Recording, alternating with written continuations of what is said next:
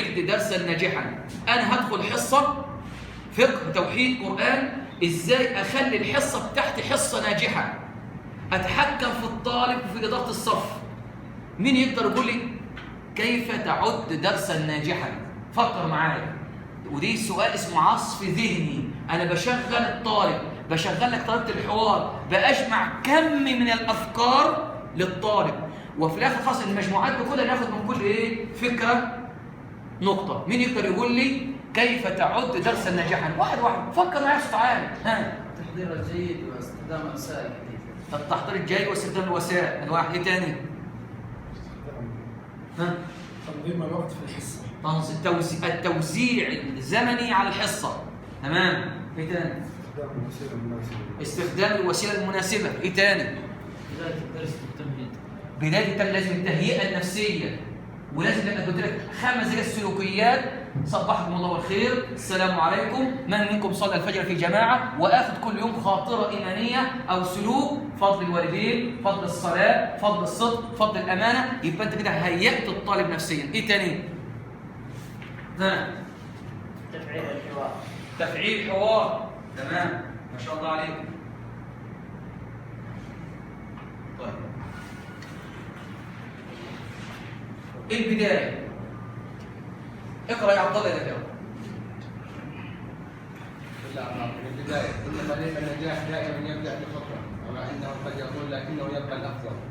هذا النجاح الذي يحقق لك أهدافك ويعزز ثقتك بنفسك ويمنحك رضا المضيف الذي يفتقده الكثير ممن لم يسلكوا هذا الطريق.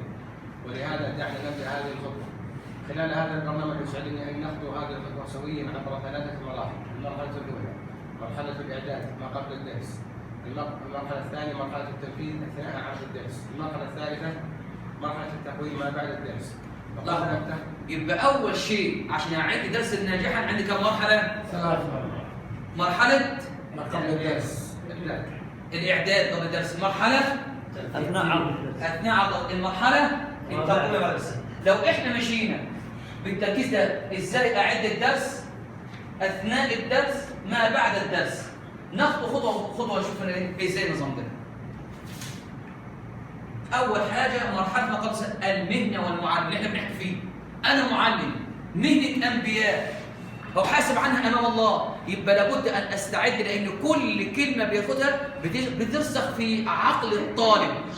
الكلمة دي ممكن ترفع أقوام وتخفض آخرين، تغير فكر طالب، مش كده ولا إيه؟ يقول ده الأستاذ بتاع التوحيد قال كذا وكذا، أستاذ الفقه كذا. يبقى لابد أن أتقن التحضير جيدا وكل كلمة أقولها حاسب عليها. تخلي بالك انت قدامك عقول بتتحكم انت فيها. يبقى راعي مهنة المعلم والتعليم. اول حاجة انها امانة، فاحملها كما سوف تحاسب عليها امام الله. يا تربية اسلامية، طلاب المدارس امانة في اعناقكم. الصلاة الصلاة الصلاة. علموا الاولاد يصلوا كيف يصلوا، علموكم كيف يتقوا الله سبحانه وتعالى. يبقى اهم حاجه ان هي اول حاجه امانه بينك وبين الله سبحانه وتعالى. الاخلاص لوجه الله مفتاح النجاح. اطلب وجه الله فيما انت صانع، والا فحقك ضائع.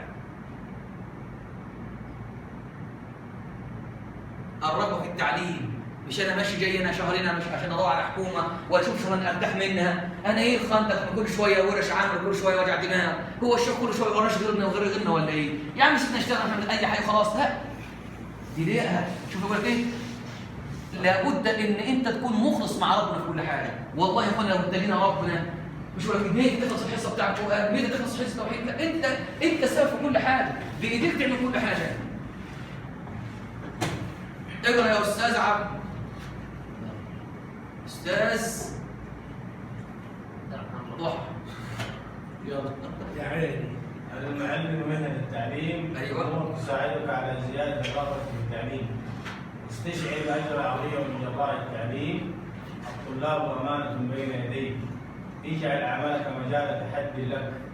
تذكر أن عظماء التاريخ خرجوا من تحت أيدي المعلمين. الله، تخيل بقى تقابل الطوف مسابقة. يا أستاذ ريان أنا كنت عندك تديك توحيد.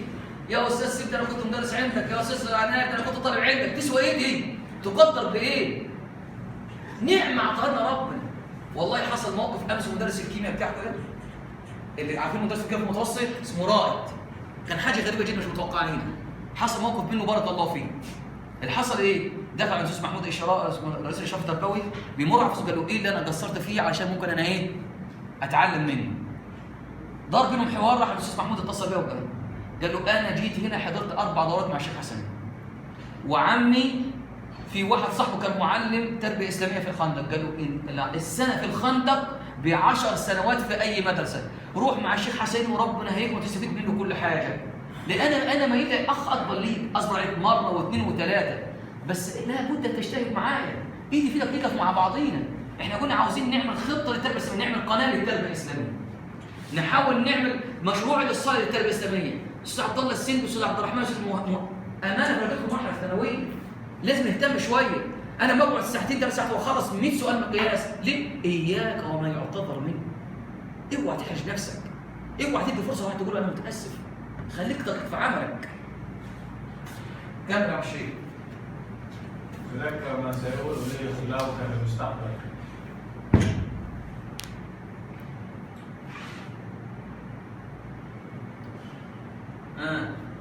كن مبدعا وابتعد عن الروتين. طيب زيكم ما شاء الله عليكم مبدعين. أعد دروسك جيدا. ازاي اعد الدرس جيد؟ حققها. اقرا استاذ هذا الخطوات الجيده. تفضل استاذ عبد الله. خطوات الإعداد الجيد: 1. قراءة المادة العلمية لموضوع الدرس، قراءة جيدة من كتاب الطالب. 2. تحديد النقاط العامة، الحقائق النظرية، المفاهيم، التعريف، ثم تحديد النقاط التفصيلية لها. 3. الرجوع إلى بعض المراجع المتصلة بالموضوع. يعني ايه رجوع المراجع؟ بقول انا عندي مكتبه في المدرسه، عندي مصادر تعلم. خلي عندك تغذيه راجعه في مخك. انا الطالب سالني سؤال احرج، لازم يكون عندي ماده علميه غير الماده الايه؟ غير ماده المدرسه. يعني عندي كتاب النشاط وكتاب الطالب، لازم يكون عندي ماده علميه استثمرها جوايا عشان اقدر ادي الطالب. افرض اليوم حصلت ظروف وما حضرتش، يبقى لازم يكون عندي تغذيه ان انا اقدر امشي الحصه بايه؟ بالفكر بتاعي. لازم يكون عندك رقي في العلم، رقي في القراءه، عشان اتعلم فن التخاطب، اتعلم فن التعامل مع بعضينا. اتفضل يا شيخ. 5. بلور خطة الدرس في ذهنك جيدا ثم اختر الطريقة المناسبة له. 6. حاول ربط الدرس بحياة الطالب كل ما كان ذلك ممكن. لابد ان ربط الدرس بالبيئة. ربط الدرس بايه؟ مش هقول احكي له على اليابان. السلام عليكم. عليكم السلام يا شيخ. ازيك يا شيخ؟ يعني اتفضل يا شيخ. انا قريب مشغول بس. طب ده كتير حتى بس. طيب. يعني ربط الدرس بالبيئة. ازاي اربط الدرس بالبيئة؟ انا اقعد احكي له عن اليابان وعن الصين، وبعد ما خلص بروح الدير مع الغنمات اقعد معاهم هناك. طب انا مالي؟ اعيش البيئة بتاعتي، مش كده ولا ايه؟ يبقى عايش الطالب في البيئة بتاعته اللي هو يقدر يستنتج منها، يكون عنده فكر يقدر ياخد منها الافكار ويبقى ماشي في ايه؟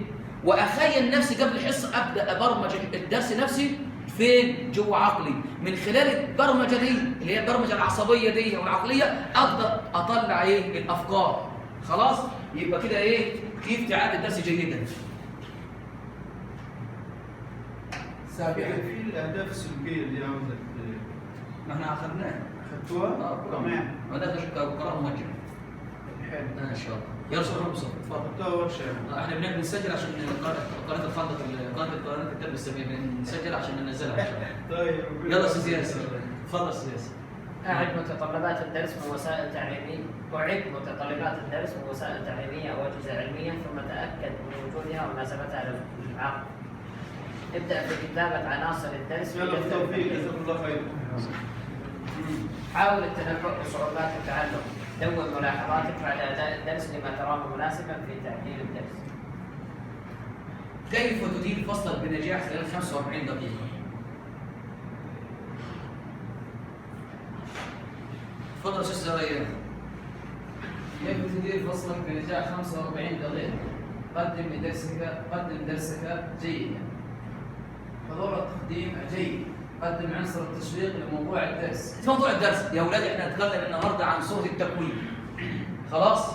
مين يقدر مثلا يقدر يجيب لي الآيات اللي تدل على اهوال يوم القيامه، في صور تدل على اهوال ايه؟ على يوم القيامه. يقول لك التكوير، النازعات، الانفطار، يبقى انت عملت له ايه؟ تشويه. لو احنا جبنا خلينا كل طالب، ودي اتمنى تعملوها لي خلال الاسبوع ده، مثلا في الثانوي المتوسط، الطالب عشان يحسن خطه، طبعا الخط سيء جدا، اعمل ايه؟ احنا راوينا الحديث اليوم عن سيدنا عبد الله بن مسعود. مين يقدر يا اولاد يجيب لي صفحه مكتوب خط يده عن نبذه عن سيدنا عبد الله بن مسعود؟ ايه رايك في الفكره دي كده؟ يروح جايب لك الطالب نبذه عنه ونخليها له في ملف ويجيبها لي كلها. نيجي مثلا في الثانوي، او انتوا بتعملوا ابحاث، سيبك من ابحاث النت دي، انا عاوزه يكتب بخط ايده عشان يثبت ايه الموضوع، يجي يجيب موضوع عن الصلاه ويكتب لي صفحه واحده بخط ايديه، منها حسن خطه وثبت في مخه الصحابي الجليل. هنتكلم في العليا عن السيده عائشه، حديث عن الرفق.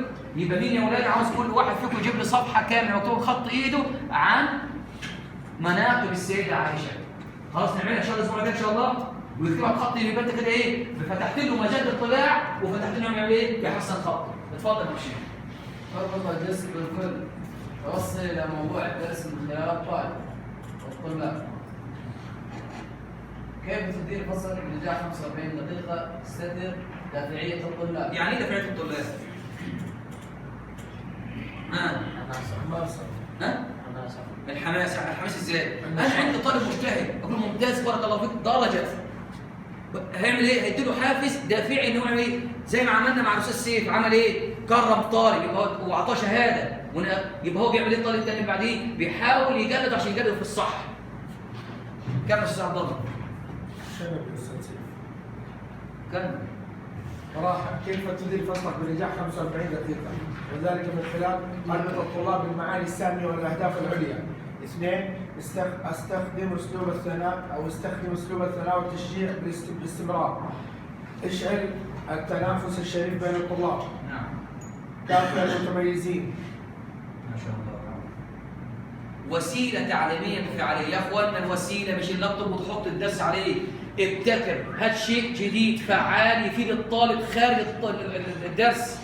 هات له اي شيء يفيدك يغذيك معاك، قصة، قصيدة، تجيب له مثلا موقف، شيء مؤثر يخدم ايه؟ يخدم المنهج، بحيث حتى لو الطالب ما ذاكرش يتخيل في نفسه العنصر اللي هو شافه. في ناس تراعي ايه؟ الطلاب، في طالب سمعي وفي طالب ايه؟ بصري. في طالب يسمع وفي طالب ايه؟ ما يقدرش يحفظ، يعمل يشوف بس ويبدا هو يتخيل ويعبر عنه. علم الطالب الامور الغير التقليديه، يفهم وليس يحفظ، فهما ليس حفظا.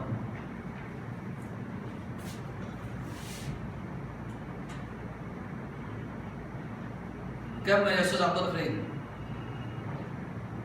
لا تتكلف الإجابة على كل سؤال وقل لا أعلم. ان شاء الله فقط حسب اقول لك عليه، فقط حسب لا اعلم لا اعلم لا. سيدنا عمر الخطاب رضي الله عنه مسألة الصحابة قالوا ايه؟ قالوا لا نعلم.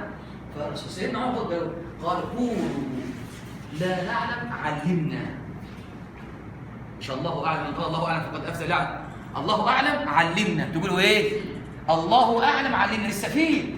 انت دورك هنا ايه؟ انك تجتهد معاك كده عشان تقدر تكون مؤهل وتخدم خدمه انصار سيدنا رسول الله صلى الله عليه وسلم.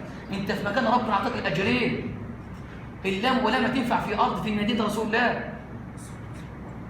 يبقى مش كل حاجه تقول الله اعلم وعلمنا ونستفيد منها ونستعين ببعضين، ما تكبرش على العلم ابدا. احنا ببعض، احنا بنكمل بعض، ده خبره وده خبره، العام الماضي بالخبره، يبقى نستفيد من بعضنا كلنا.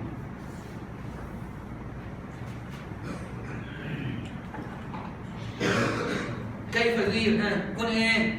حليما فلا تغضب، لا تغضب، ما تتعصبش على الطالب. الطالب فيه فكر صغير، راعي ان هو طفل وانت كبير. ايه دورك انت؟ دور الاخ الاكبر، دور الاب، دور الاب. يبقى انت دورك هنا دور تربوي. ينفع طالب يعمل حاجه كده وعنفه؟ لا، يبقى لابد ان تكون دورك تربوي.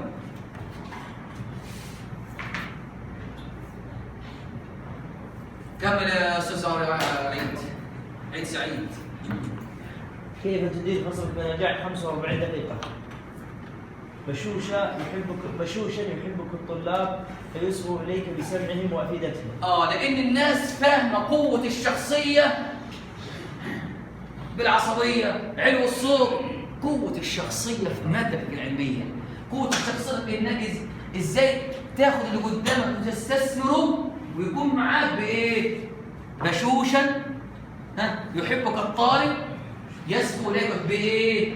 سمعهم وافدتهم. أشوف يا سلام، الطالب معاك بكل جوارحه لأنك عندك مادة، لأن عندك قبول. القبول ده يكون إيه؟ تكون تبسمك في وجه أخيك طالب. ده مثل، أنت مثل أعلى ليه؟ مش اسمع إن جبت كذا كذا وأعمل كذا كذا. يعني كان عندي في العسكرية ده تربية وتعليم، تربية وتعليم. يلا أسامة.